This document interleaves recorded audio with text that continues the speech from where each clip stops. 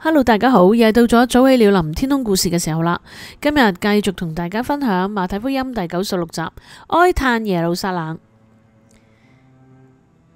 跟住我哋就睇到耶穌另一個嘅事蹟，就講佢呢，去經過一個地方，耶路撒冷啊，耶路撒冷啊，你常殺害先知，又用石頭打死那奉差遣到你這裏來的人。我多次願意聚集你的兒女，好像母雞把小雞聚集在翅膀底下，只是你們不願意。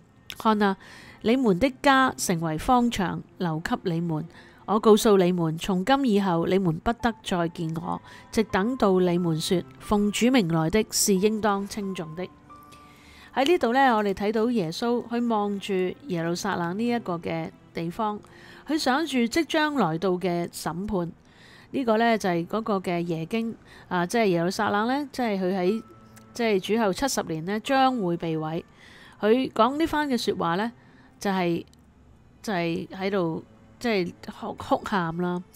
喺呢一件嘅事情呢，佢就想起好想去保護佢哋，好想呢係即係去安全，但係呢，無奈佢哋嗰個嘅情況呢，就係因為佢哋嘅即係不。即係佢哋嘅唔好啦，就將會呢個審判到嚟啦。人嘅毀滅完全呢係因為佢自己嘅罪嘅結果嚟到，而呢一個呢將會係應驗喺先知書裏邊嘅預言，就亦都係揭示咗第二次到主第二次再臨嘅時候呢，就以色列嘅家迷失嘅羊呢，係將來呢將會係個救恩呢，即係。完全以色列家完全得救嘅時候呢，佢哋先至會真係蒙恩得救咯。呢一個呢，都係耶穌喺佢進入呢一個嘅耶路撒冷嘅時候呢，佢見到嘅面貌，而發出一個好大嘅哀慟。而好快呢，耶穌亦都係好快要走上十字架嘅時候呢，之前呢，而見到嘅影像而為佢流淚嘅。你睇下呢個創造主。